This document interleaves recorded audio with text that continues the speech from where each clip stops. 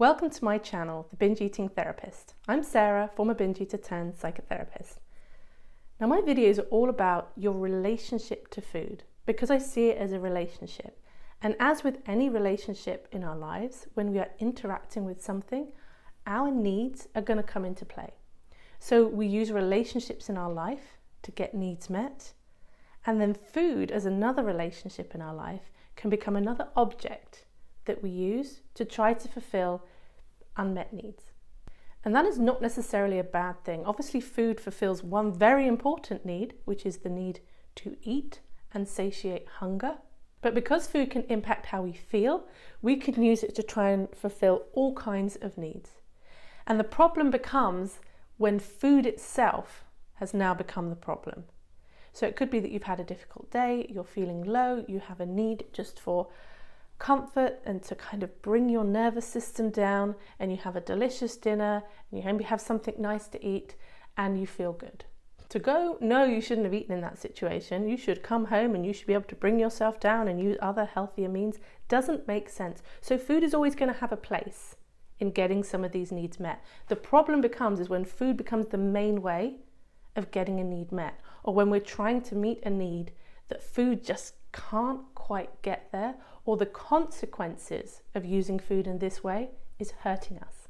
Now, there are probably many more needs that food can be used for than the 5 I'm going to mention in this video, but these are the top 5 in the way that I see it. So I'm going to rattle through the 5 needs and then talk a little bit about how to think about this and what you might do if you resonate with this idea and you think it's a problem for you. So the first one is connection. People will sometimes say, I eat because I feel lonely, because I don't know what to do with myself. And ultimately, we can be on our own and not feel lonely. And we can be with people and feel lonely. So loneliness is not just about being on our own, it's about disconnection. So whilst food is never going to substitute people and interactions, it can alleviate those feelings of disconnection, which I think is a more accurate description of what's happening with food in the moment when someone's using it, and they might say it's because they're feeling lonely. Also, if we think of it in terms of disconnection and needing connection, the solutions become a little bit easier than if you're just feeling lonely and you're stuck in a shame hole and you want to hide from the world. The second one is stimulation. I remember this one very distinctly for myself when I went through a period of time where I was depressed a lot of the time, I was fatigued a lot of the time, I was dealing with a chronic health condition, and food would become this way it was like a way of trying to bring myself to life a bit. I would feel so flat. And then the thoughts of food, and not even just the eating of food was stimulating, but the acquiring of the food. Once that thought started to build, oh, let's go and buy a load of food to binge on, there's a chemical reaction that starts happening there. We know dopamine is involved in seeking behavior. So stimulation might be a bigger one for people who have ADHD, for example. The third need is freedom and autonomy. We need to feel like we have some influence over our lives because we exist in a world where we feel so out of control. There's so much going on in this world that we are powerless about. And so autonomy is having some power to be self-directive in our behaviors, in our emotions. The problem is, and where it becomes unhealthy, is it flips into trying to over-control. And we see this a lot in the world of eating problems. Control is often seen as a bad thing because there is an unhealthy version of control, and the healthier version of control is autonomy. On the flip side, we have freedom. So if you are somebody who you're basically living your life for other people, you're living the life that you think other people expect you to, or maybe you have people that depend on you and responsibilities, and that life seems to have put a lot on your shoulders. And so you're not free to just go off and spend a weekend by yourself, or go and do this, or go and do that. You feel this distinct lack of having choices. And so sometimes food can almost be this way to push back against that. You can't rebel because you feel trapped. So therefore food becomes this place where you exercise that freedom. And the thing is, freedom, again, is a healthy thing that we need.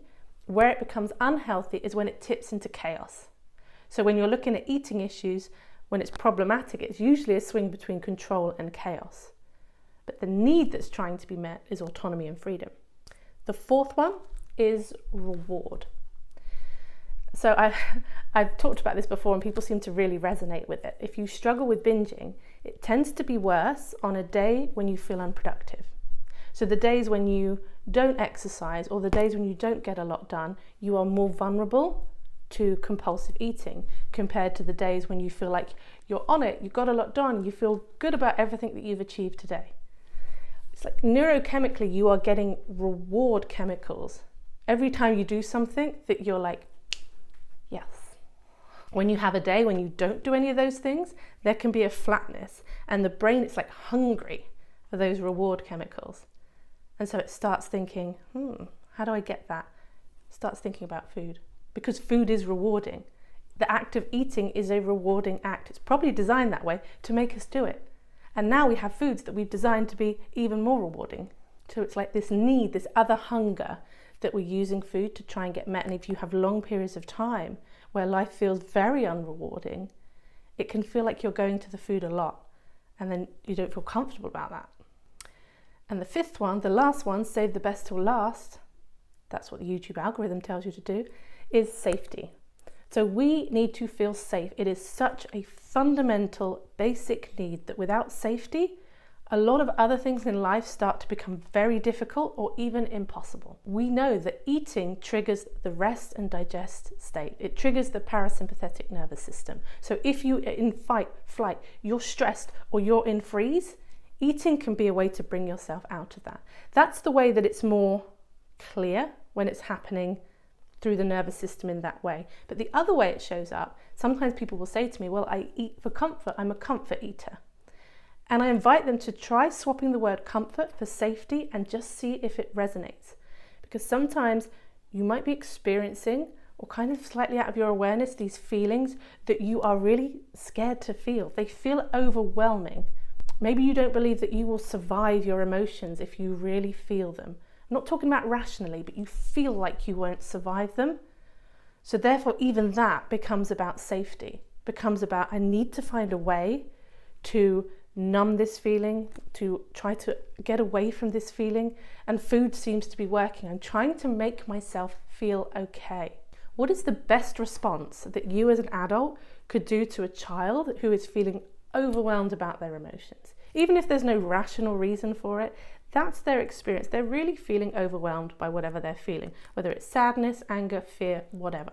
What kids really need in that situation is usually reassuring touch and reassuring words. We need that reassurance. Problem is, as an adult, usually there's nobody around to do that for us.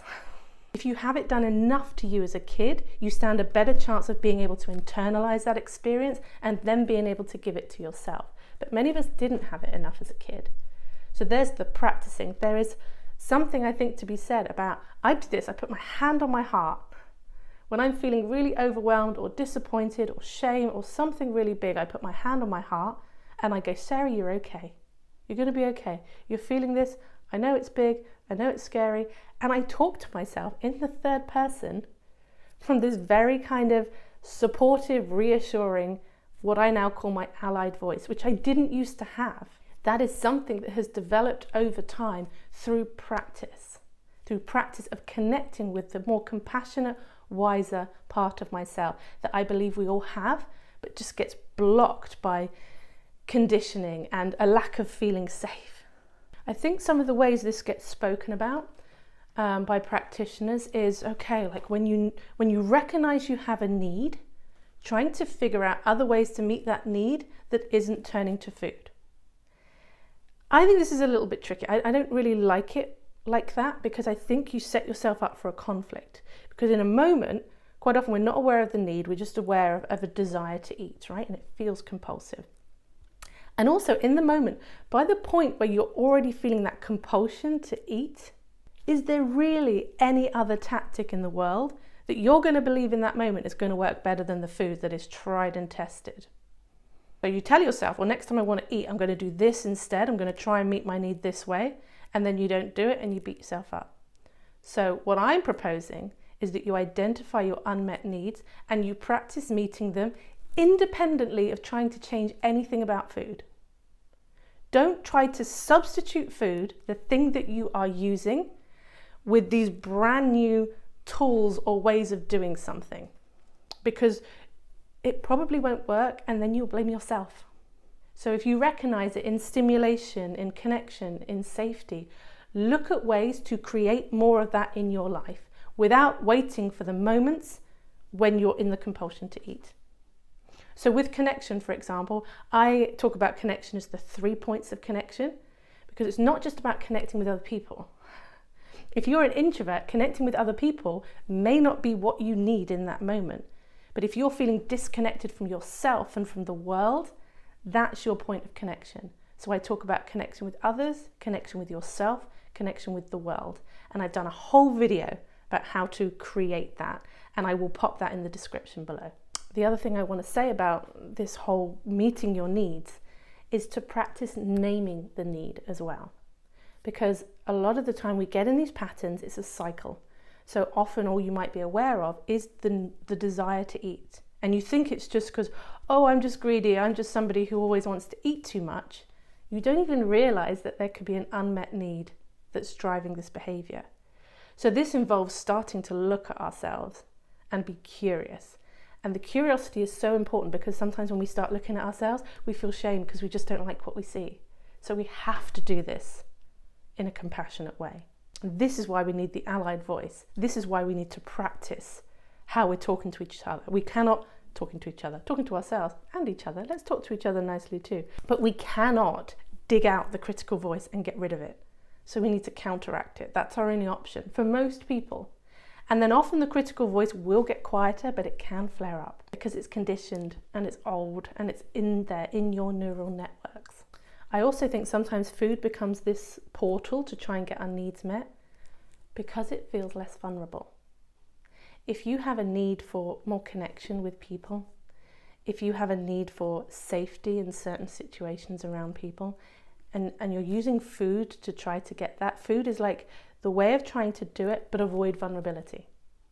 So what will happen, people will go, I want to fix all my food problems first and fix my body stuff, and then I'll come out into the world, and then I'll have the kinds of relationships that I want. It's like, let me hide away first, make myself a better version, because then I can come out and I won't be vulnerable.